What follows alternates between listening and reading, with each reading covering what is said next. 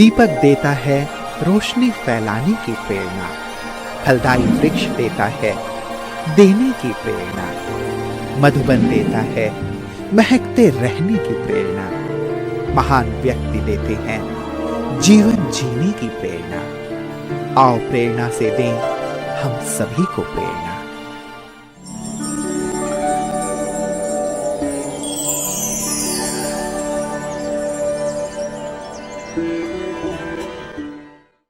सुंदरनगर हिमाचल प्रदेश के मंडी जिले का एक धार्मिक एवं ऐतिहासिक नगर है जो प्राकृतिक सौंदर्य से भरपूर है।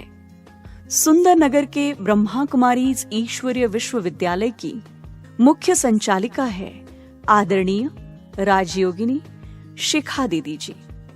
आपका जन्म 1972 में हिमाचल प्रदेश के बलद्वारा में हुआ। बचपन से आप आध्यात्मिकता में विशेष रुचि रखते थे एवं कला प्रेमी भी रहे। आप सरलता, हर्षितमुक्ता, दृढ़ता, निर्भयता और संतुष्टता आदि गुणों से भरपूर है। सत्य की खोज में आपको 1991 में मंडी में ईश्वरीय ज्ञान की प्राप्ति हुई।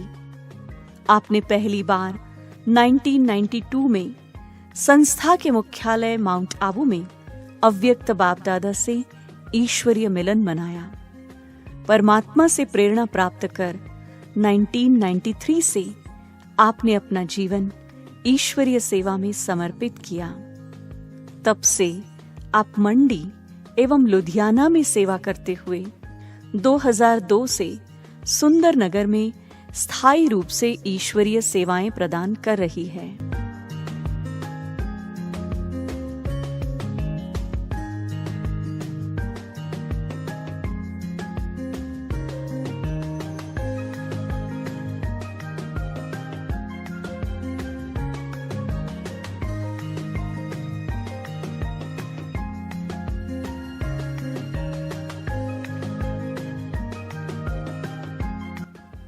वर्तमान समय दीदी जी के नेतृत्व में 500 से अधिक विद्यार्थी ज्ञान योग से अपना जीवन श्रेष्ठ बना रहे हैं।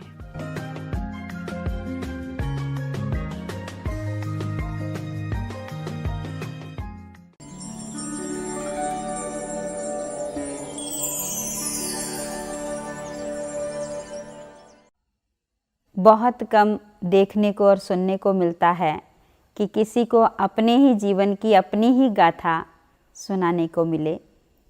तो आज मैं आत्मा अपने ही जीवन की अपनी जन्म कहानी, जीवन कहानी सुनाने जा रही हूँ।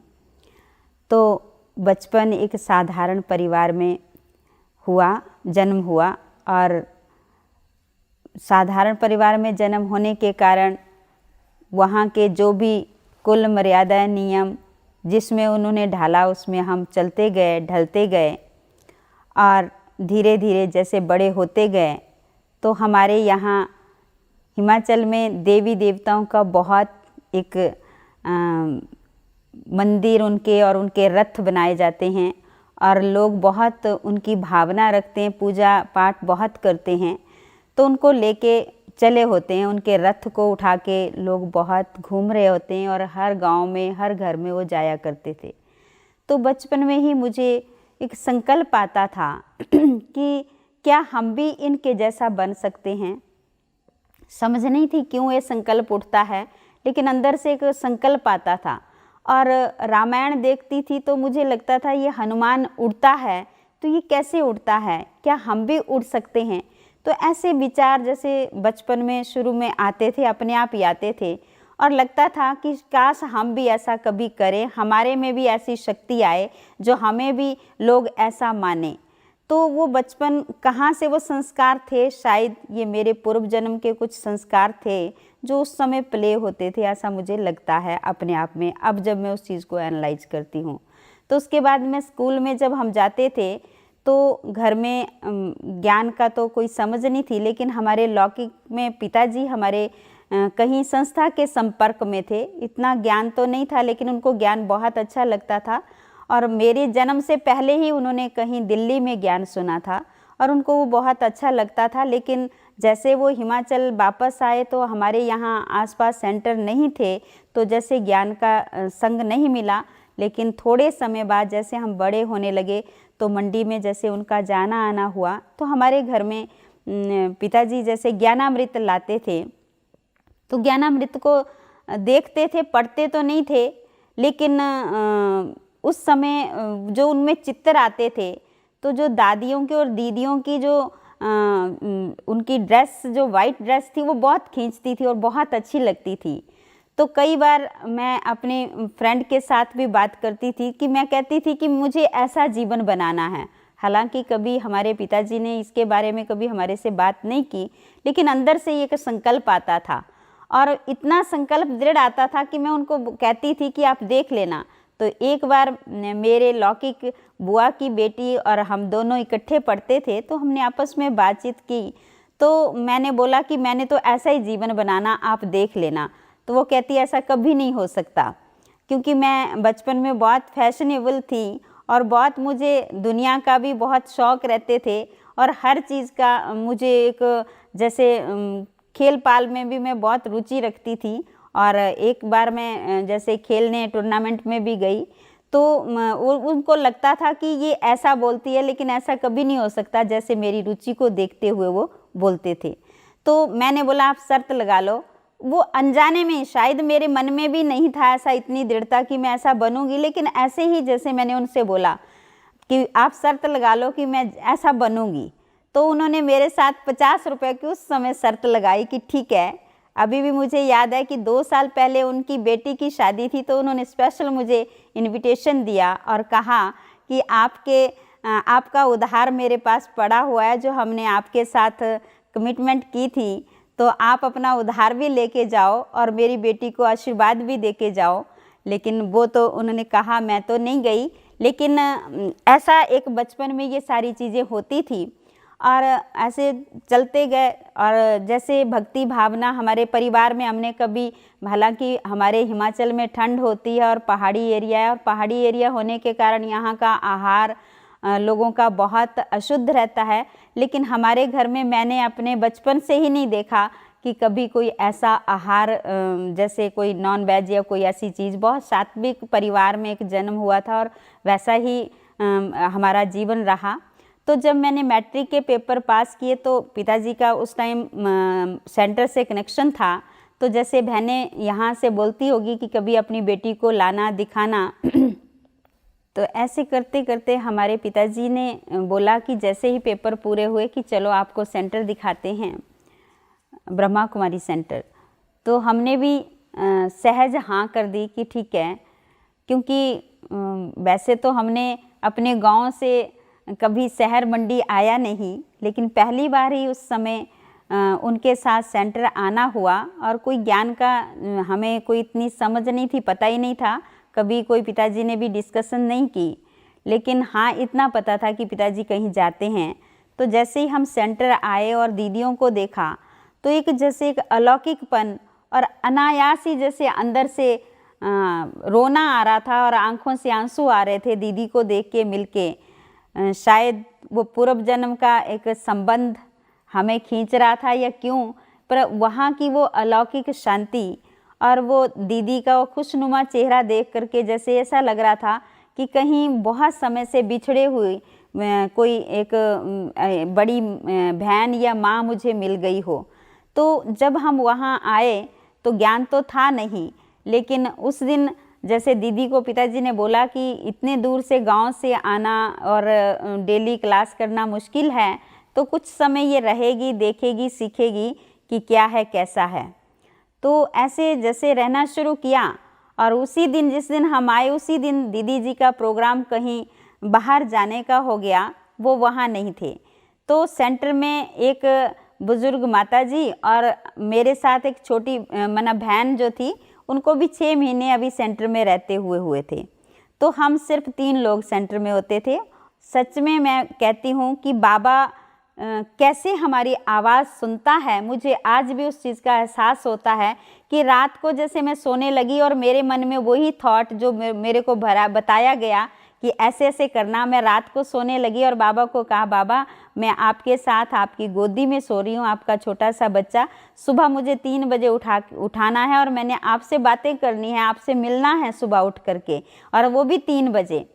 तो जैसे ही मैं ये संकल्प करके सोई और सुबह जब मेरी आँख खुली तो मैंने देखा कि घड़ी की मिनट और सेकंड की सुई में भी फ़र्क नहीं था। 3 और 12 के ऊपर सुई इतनी टिकी हुई थी कि जैसे मेरी आँख खुली मैं इतनी हैरान थी कि ऐसे कैसे हो सकता है। ऐसा नहीं कि कोई मुझे किसी की आवाज़ आई या किसी ने हिलाया या कोई मुझे स्वप्न आया, कुछ भी नहीं था, लेकिन एक नेचुरल आँख खुलना वो उसी समय खुली। और मैंने कहा कि बाबा, जो भाई जी ने बोला उस बात में बहुत ज़्यादा ताकत है, शक्ति है, कोई तो चीज़ है। बाबा क्या है, बाबा को मैंने उस समय महसूस किया कि सच में अगर भगवान को हम अपने उस साफ दिल से बाबा से, भगवान से बात करते हैं तो वो, क्योंकि उस समय बाबा और भगवान मैं दोनों को एक यही समझती थी कि वो भगवान ही है। बाबा तो बाद में समझ आए कि वो हमारा पिता है। तो उन्होंने कहा वो पिता है और वो कहना मानता है। तो मैंने बोला कि मैंने पिता के रूप में और भगवान के रूप में, दोनों रूप में आवाज़ लगाई और मुझे सुबह उठा, भगवान ने मुझे उठाया और मैं सच में उठ के बैठी बाबा के सामने। और कोई ऐसी नहीं कि नींद का कोई आलस, और वो दिन का वो दिन और आज का दिन वो एक वरदान बन गया मेरे लिए कि आज तक कभी भी अमृत वेला मिस नहीं किया। मुझे अपनी होश में या अपनी समझ में मैं सोचूं कि मेरा कभी अमृत वेला मिस हुआ है, आज तक कभी अमृत वेला मिस नहीं हुआ। वही संकल्प जो उस समय देती थी, कभी अलार्म नहीं लगाया। अब हालांकि जब मोबाइल का ज़माना आया तो हम ज़रूर अलार्म लगाने लग गए, लेकिन उस समय कभी भी अलार्म नहीं लगाया था। और उसी हिसाब से ही जब हम आगे चलते गए, वो रात को वही थॉट देती थी, तो उसी हिसाब से हम सुबह उठते और उसी हिसाब से अपनी दिनचर्या शुरू करते। और वो संकल्प, मैंने देखा कि संकल्प में शक्ति है, क्योंकि जब मैं वो संकल्प किया तो उसके बाद मुझे लगा कि संकल्पों में शक्ति है और वो भगवान के साथ जब हम वो संकल्प करते हैं तो वो काम करता है। तो उसके बाद में कोई भी काम करना होता था तो मैं बाबा को बोलती थी और वो काम सहज हो जाता था। तो मुझे लगता था कि बाबा कितना सहज हमारे हर बात को मान लेता है और बाबा इतना इजी है भगवान को पाना, ये मैंने उस समय फील किया। और धीरे धीरे फिर ऐसे डेली मुरली सुनते सुनते ज्ञान का थोड़ी थोड़ी समझ आने लगी, क्योंकि कोर्स तो हुआ नहीं और उस चीज़ की भी समझ नहीं।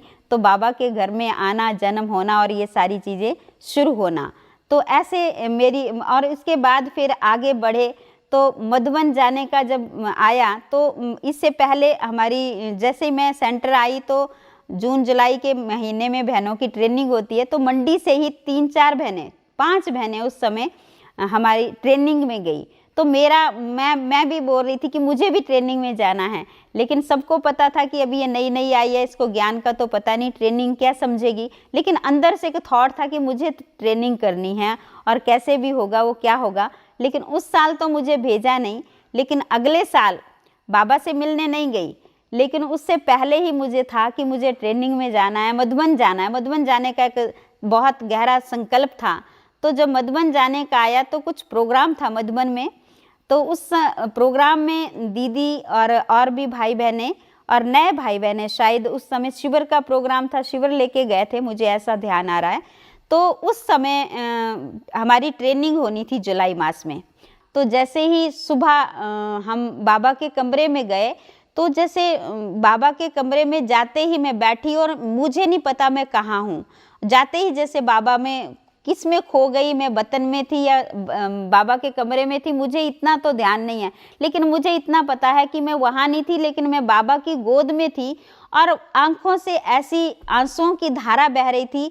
मुझे नहीं लग रहा है मैं क्यों रो रही हूँ या रो रही हूँ, आंखों से आंसू आ रहे हैं, मैं उस आभास को भी नहीं फील कर रही थी।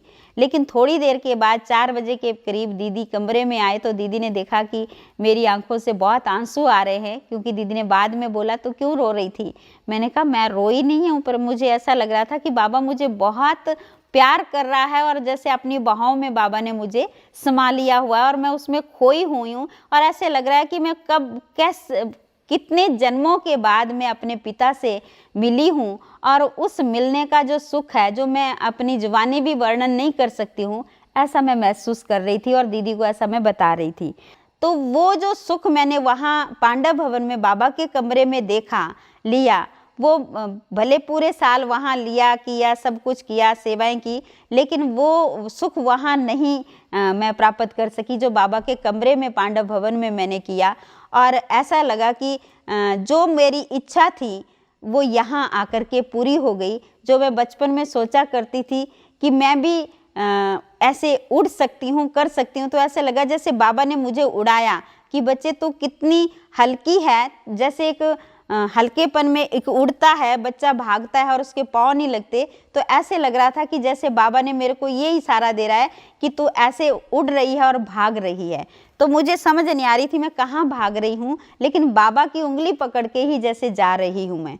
तो वो अनुभव, उस अनुभव ने इतना पक्का कर दिया निश्चय में कि उसके बावजूद कोई भी थॉट, कोई दूसरा थॉट, कोई दुनिया का या किसी चीज़ का कोई थॉट नहीं रहा। फिर ट्रेनिंग का दौर चला और वो हमारी 15 दिन की ट्रेनिंग माउंट आबू में रही। पांडव भवन में ही थी, सुदर्शन भवन नया नया उस समय बना हुआ था। तो हम 108 बहनें हमारी भट्ठी में थी उस समय। और एक वो भट्ठी का भी अलौकिक, भट्ठी माना ट्रेनिंग, जो हमारा ट्रेनिंग पीरियड चला, तो उस समय भी बहुत जैसे सब दादियाँ, बड़े दादी, रत्नमणि दादी जी और चंद्रमणि दादी जी, सब दादियाँ वहीं होती थी। और ऐसा लगता था कि हम कैसे अलौकिक संसार में बाबा ने इतने गांव से, ऐसे पहाड़ी रिमोट से उठा करके, और कैसे एक अलौकिक परिवार में, एक फरिश्तों की दुनिया में हमें बिठा दिया। क्योंकि कोई दिन ऐसा नहीं होता था हमारी ट्रेनिंग का कि जिस दिन तीनों दादियां हमारी ट्रेनिंग की क्लास में नहीं आती थी। चाहे मॉर्निंग क्लास तो दादी ही कराते थे, मुरली क्लास, लेकिन उन तीनों का आना, चाहे मॉर्निंग में या इवनिंग में या नाइट में, और रात को तो बैठ करके सभी बहनों के साथ खूब खेल पाल किया करते थे। तो वो 15 दिन का जो भट्ठी का एक प्रोग्राम था, तो उस ट्रेनिंग पीरियड में भी ऐसा लगा कि कैसी ट्रेनिंग, दुनिया में क्या ट्रेनिंग देते हैं और क्या ट्रेनिंग लेते हैं, लेकिन कैसे हमारा जीवन बनाना है, बनना है। आशा दीदी जी क्लास कराते थे और उसमें हमें डेली, जो कोर्स मैंने नहीं किया था, वो कोर्स की जो वास्तविकता है और पूरा कोर्स क्या है, वो मैंने वहाँ उसमें सीखा। और जीवन, ब्राह्मण जीवन की, ईश्वरीय जीवन की जो मर्यादाएं हैं और नियम हैं, वो उस भट्ठी से मैंने पाया, उस ट्रेनिंग से। तो उसके बाद फिर हमारी 21 दिन की जो ट्रेनिंग थी, 15 दिन की माउंट आबू में थी और 21 दिन की ट्रेनिंग फिर दिल्ली अपने श्री फोर्ट में रही। जो बेहद की सेवाओं के लिए जाना चाहती थी कि कहीं भी हमें सेवा के लिए भेजा जाए। तो जैसे मुझे उसके बाद लुधियाना जाना था, लुधियाना के लिए मेरी सिलेक्शन हुई। तो चंद्रमणि दादी, उस दिन जब लास्ट दिन था ट्रेनिंग का, तो चंद्रमणि दादी उस दिन आए, रतनमणि दादी आए, और हम सब से जैसे बैठ करके स्नेह मिलन किया, बातचीत की, और फिर लास्ट में एक नारा लगवाया, निकल पड़ी शिव शक्तियाँ सेवा के मैदान में, नहीं हटेगी पीछे परीक्षा के इम्तहान में।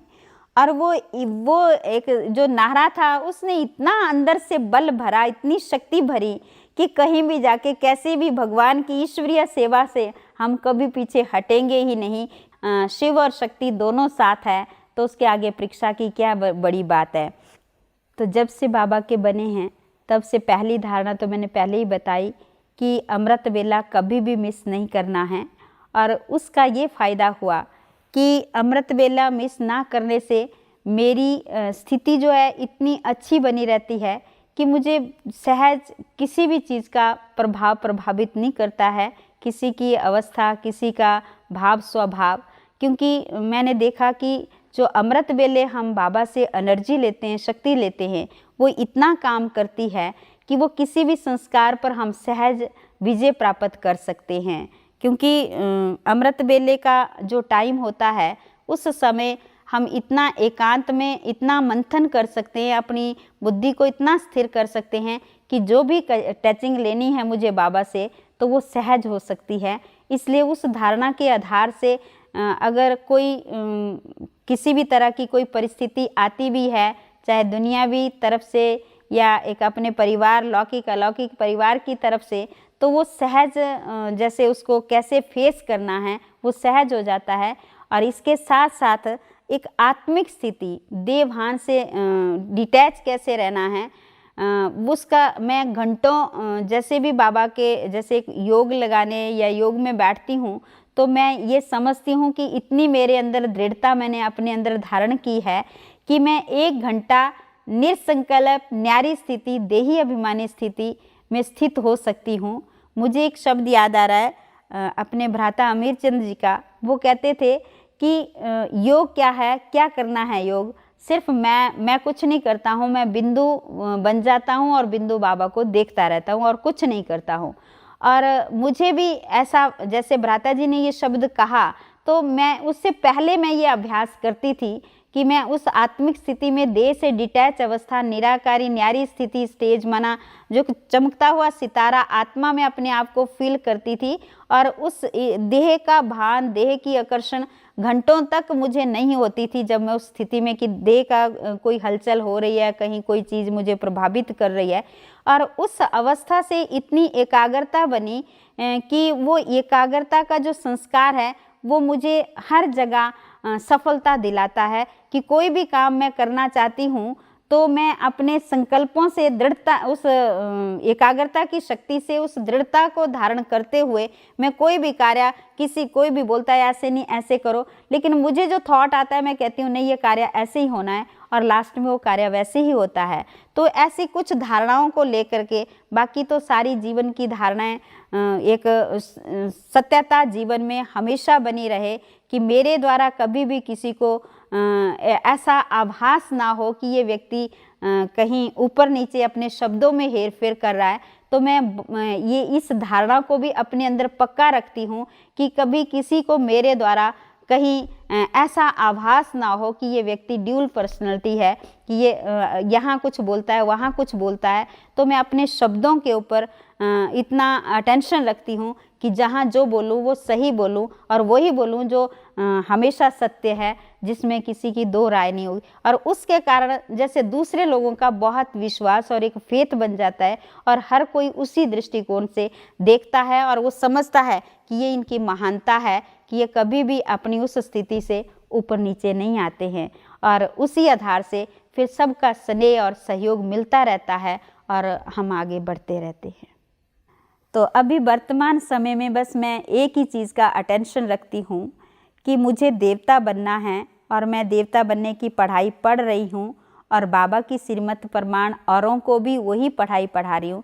तो मैं अपने अंदर अटेंशन रखती हूँ कि कोई भी ऐसा कर्म मेरे से ना हो कि जिससे दूसरे को दुख मिले या तकलीफ हो, किसी भी तरह की परेशानी हो, कोई द्वंद्व में आ जाए मेरे कारण। तो मैं अपने उस दिव्य संस्कार को अपने जीवन में हमेशा जागृत रखने का प्रयास कर रही हूँ।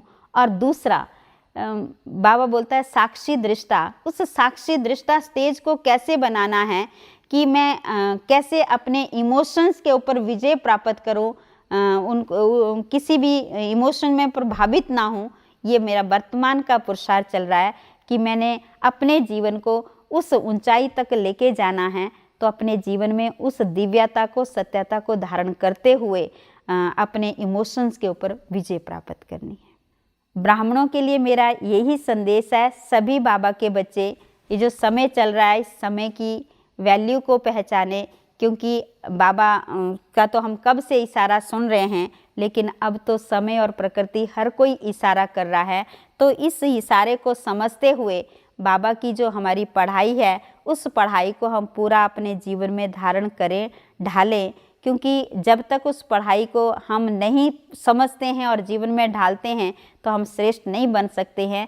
तो जो हम सुनते हैं रेगुलर मुरली और बाबा की पढ़ाई, उस मुरली को अपने साथ आत्मसात करने का पुरुषार्थ करें। यही मुरली, यही बाबा की श्रीमत हमें अपने उस लक्ष्य तक पहुंचाएगी। यही मेरी सबके लिए शुभकामनाएं हैं।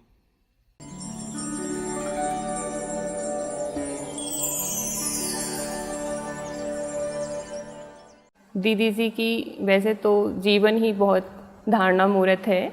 दीदी जी एक्टिव है, अलर्ट है और ऑलराउंडर है। दीदी जी जो भी सेवा करते हैं दिल से करते हैं और हमें जो भी सिखाते हैं खुद करके सिखाते हैं। दीदी जी लव एंड लॉ का बैलेंस लेकर के चलते हैं। हम सुंदर नगर निवासियों को अपने जीवन का युद्ध लड़ने के लिए उत्साहित करती हैं, अपने ज्ञान से, अपने वचनों से, अपने कर्मों से, अपने उदाहरण पेश करके हम लोगों को बहुत ही ज़्यादा लाभ बहन के यहाँ होने से होता है। मैं अगर ये भी कहूँ कि बहन शिखा सुंदर नगर की श्री कृष्ण हैं तो इसमें भी कोई अतिशयोक्ति नहीं होगी।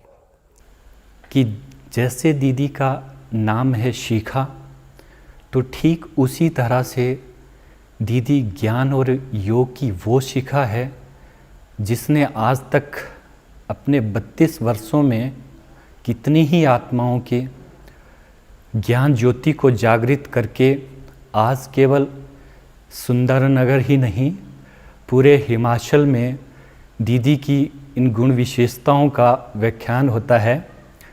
कि उनमें कॉन्फिडेंस इतना ज़बरदस्त है कि जो एक बार सोच लेते हैं तो उसको फिर करके ही छोड़ते हैं।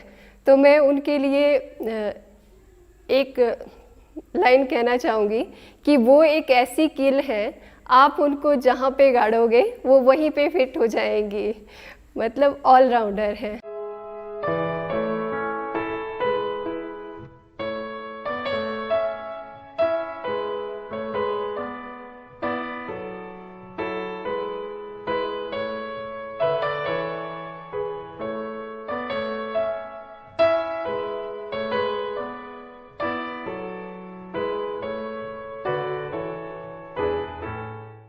ममता भरे दामन से लुटाते स्नेह अपार देखा है। त्याग तपस्या का स्वरूप मैंने दीदी की पालना में साकार देखा है। तृप्त हो जाती है हर एक आत्मा दीदी के पास आकर। इतना दीदी में शुभ भावनाओं का भंडार देखा है। कुशल नेतृत्व शक्ति के द्वारा चलाते दीदी को बेहद का परिवार देखा है। लव और लॉ से सजा सुंदर अनोखा अद्भुत दीदी का व्यवहार देखा है। बाप दादा की आशाओं के अनुरूप दीदी में बनता मैंने संसार देखा है। दीदी के श्रेष्ठ और महान व्यक्तित्व का क्या हम वर्णन करें। मैंने दीदी के चरित्र में एक एक गुण व शक्ति का मिलता एक आकार देखा है। दीदी के बारे में इतना ही कहूँगी, दीदी एक चलती फिरती पाठशाला हैं। दीदी की दृष्टि पढ़ने पर ही बहुत सारी आत्माओं को शिव बाबा, ब्रह्मा बाबा व अनेक देवी देवताओं के दर्शन स्वतः ही हो जाते हैं।